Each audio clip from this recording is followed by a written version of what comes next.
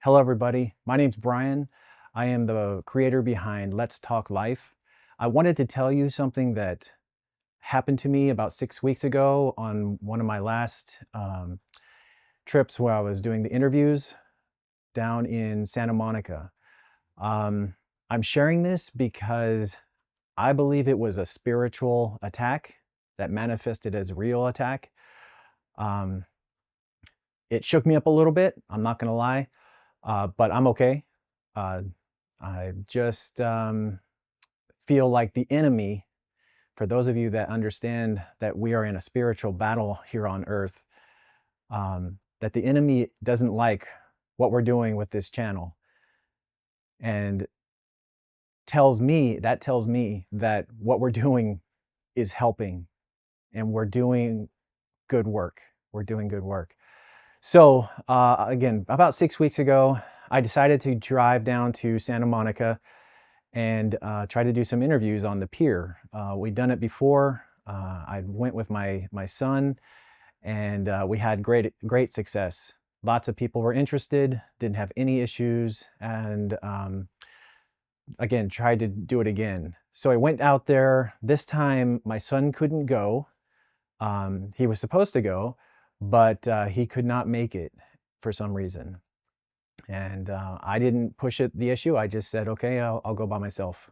And took my cart, took my chairs, took my camera, and went out onto the pier, set everything up, and was all ready to start doing interviews. And what you could call pier police came up to me and stopped me and said, hey, you're taking up too much space.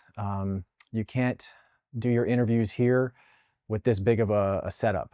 And it wasn't really that big, but I get it, because you can't have tons of people doing that. But their recommendation was that I go up to the little park.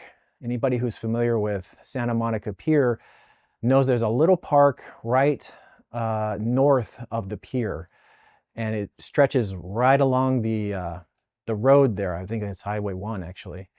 And I was like hesitant at first because I didn't know the area. I didn't scout it.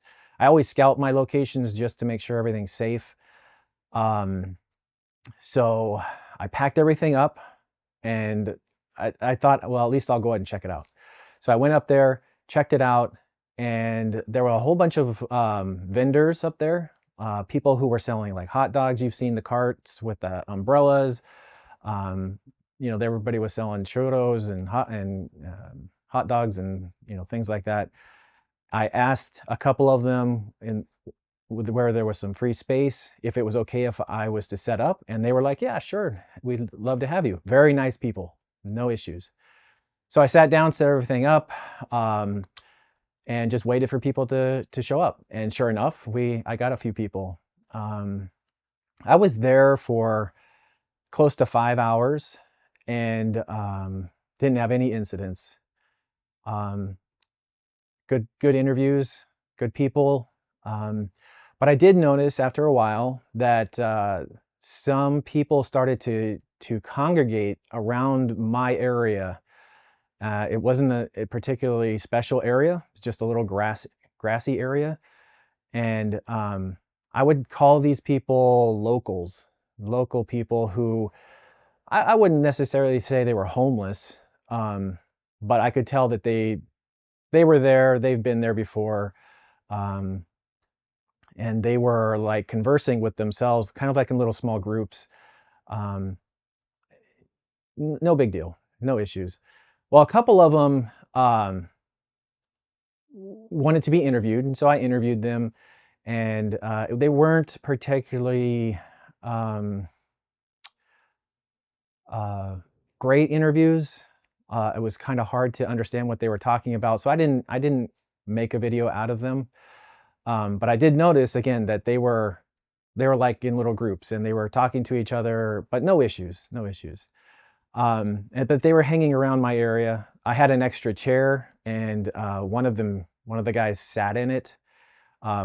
This guy who I would say looked exactly like Dave Bautista, the guy from Guardians of the Galaxy, big, strong guy, just sat down in the chair. And I had no issue with it because he and I were talking. I asked him actually if he wanted to be interviewed, and he thought, well, maybe later. He goes, maybe I'll do it later. And I was like, oh, that's cool. That's great. So I interviewed this young man from Germany who is a tourist, and he was just stopped by. You may have seen his video, actually.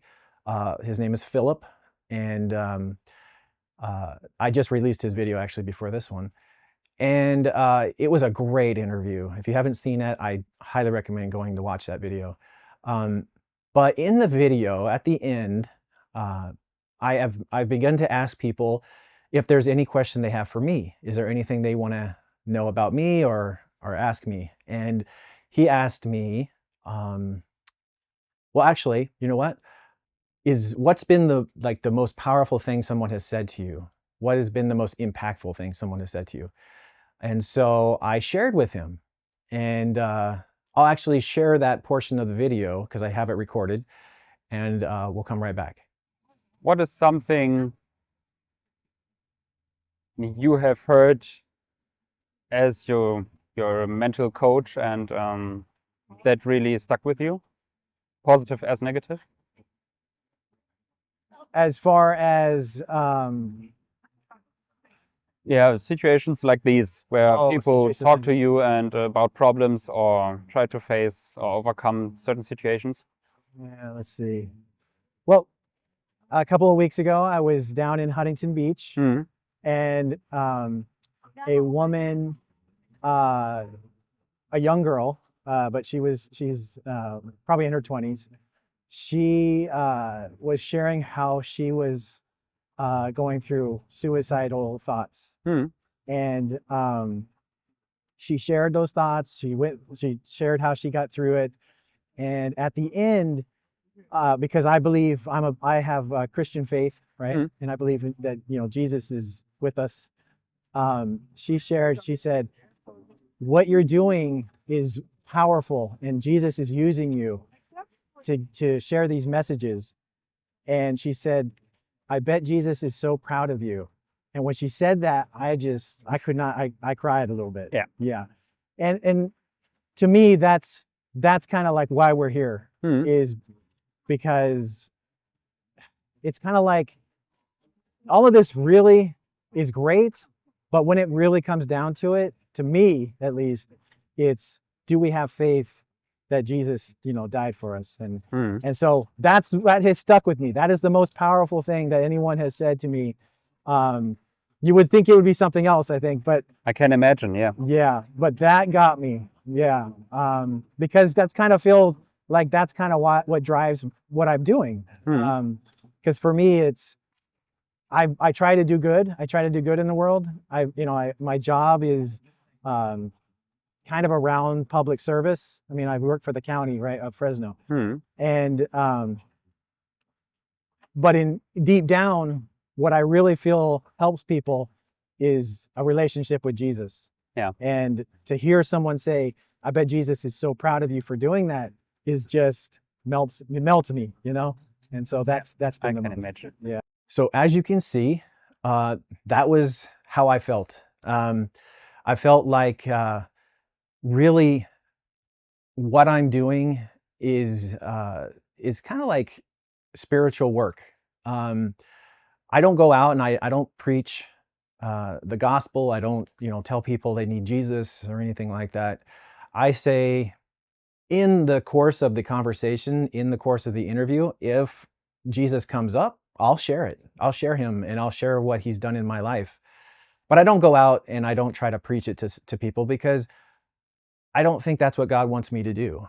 I think what God wants me to do is to listen to people, to share when it's possible how God has impacted my life, and to listen to people if God has impacted their lives or not. So you got a sense right there of how I feel about what his question. So it got me talking about my faith out loud in this space.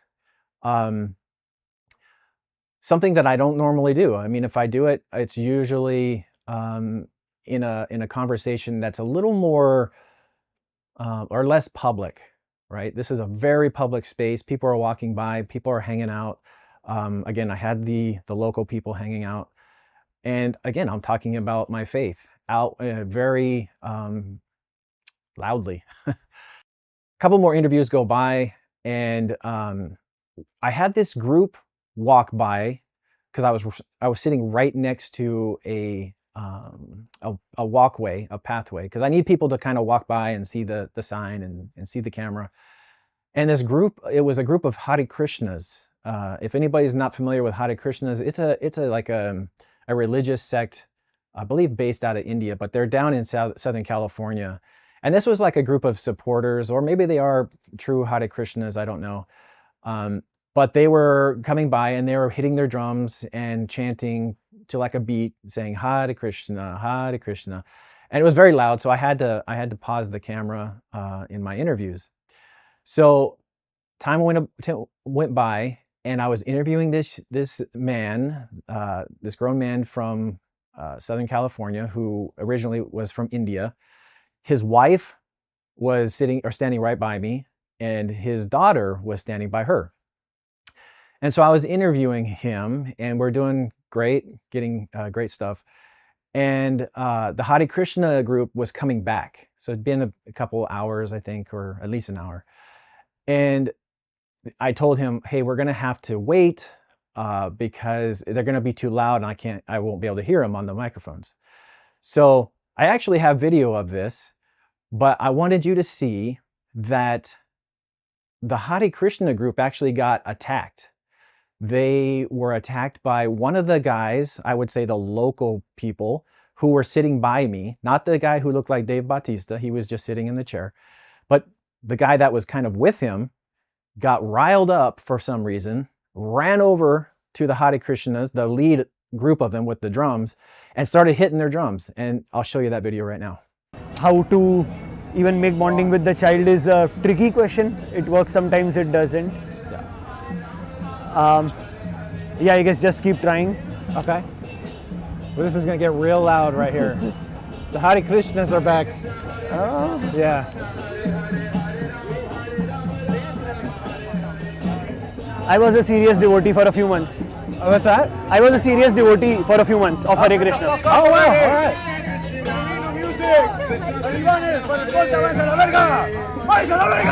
We're going to have to, we'll just hold on for a second.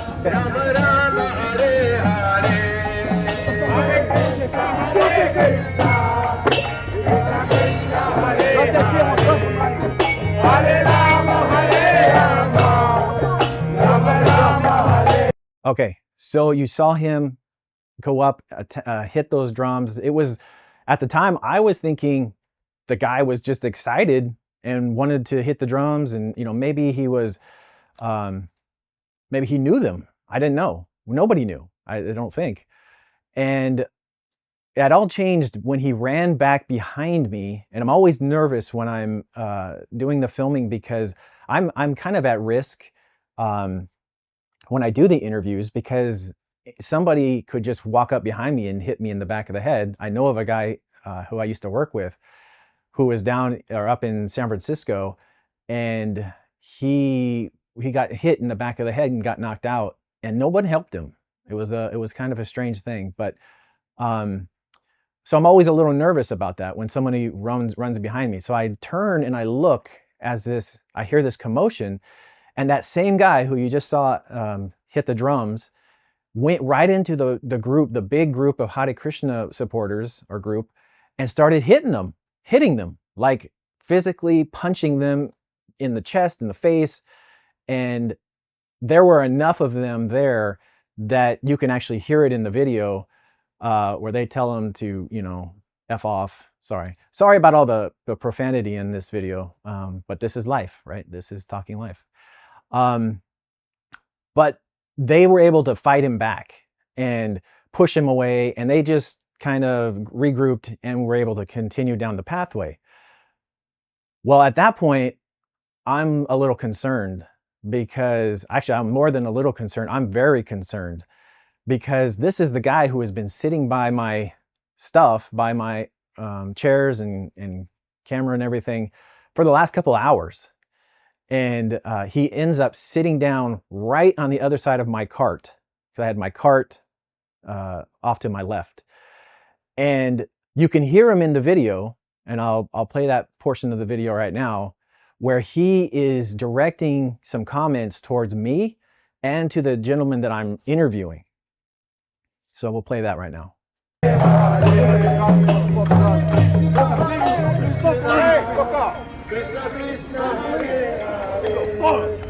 boy. What's up? Where you think you from, nigga? Come on. Fuck the motherfucker. That's not good. Bring your police too. Where you from, Indians? What's up? You too, fool? You want it? No. All right, then stop talking. Answer right. Okay. All right, you're American. If I know you're American, I know I'm fucking slug you already, dog. Okay. I'm about to fucking suck you. Fucking answer him right. You can see that the guy is irritated, and he ends up sitting again right on the other side of my cart in a very heated, you can feel the energy around him. So I asked the interview guy a couple more questions because he was yelling at the man I was interviewing, telling him that he needed to answer my questions. I don't know why he was saying that. I don't know what was going on. But I felt like if I had just stopped the interview, that we probably would have been attacked. And at the very least, I could see me getting assaulted, the man getting assaulted, his child having to see that. I just knew that we just needed to keep things rolling as they were going. So until I felt safe to end the interview. So I asked him a few more questions. I can tell he's super nervous. I'm nervous. But my goal was to get the man I was interviewing out of there safely so he and his family could get out. Okay, so Soy sureño. Soy sureño y tengo pollo. who in your life has had the Soy biggest sureño y tengo impact pollo, la on you? verga. Squatching. Sureño y tengo pollo. I guess my dad has had the biggest impact. Not really. We have quite similar personalities. Le voy a dar un pinche zapato de ellos. How come? Les hago el clac. How come? Yeah. Yeah, he saw some of the things that didn't work out in his life, what went wrong, and I tried to correct for them beforehand, maybe overcorrected, but yeah, it was a big influence both positively as well as negatively. Yeah, okay. It's about to go. Let me ask you one other One more question. time? What? What do you got? What's something you're looking forward to in your life?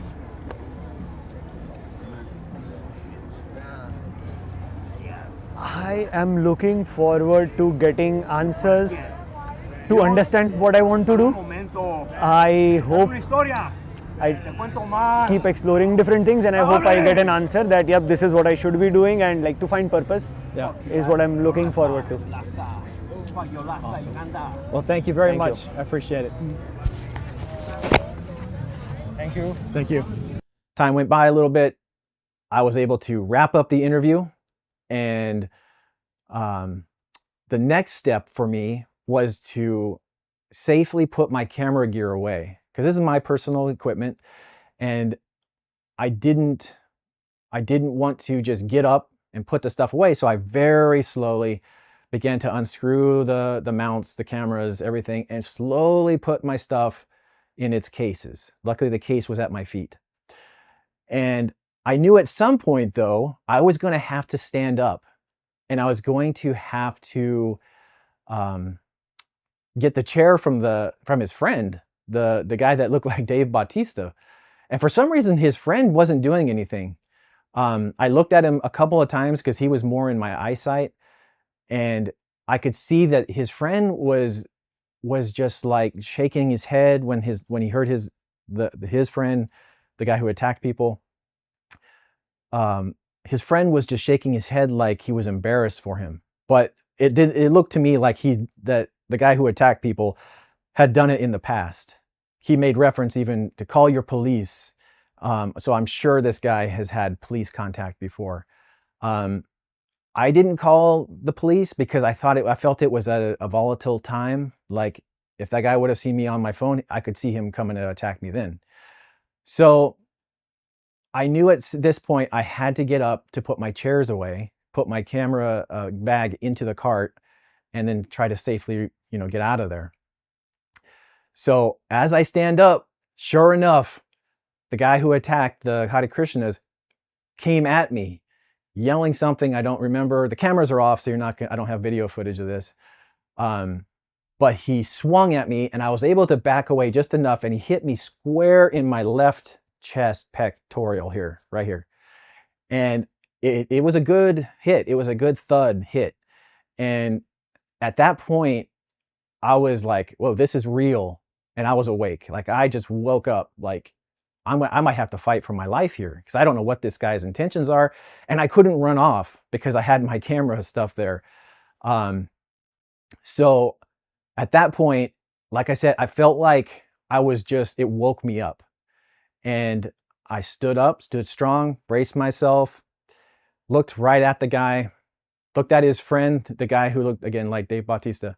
And I'm looking at his friend like, are you going to do anything?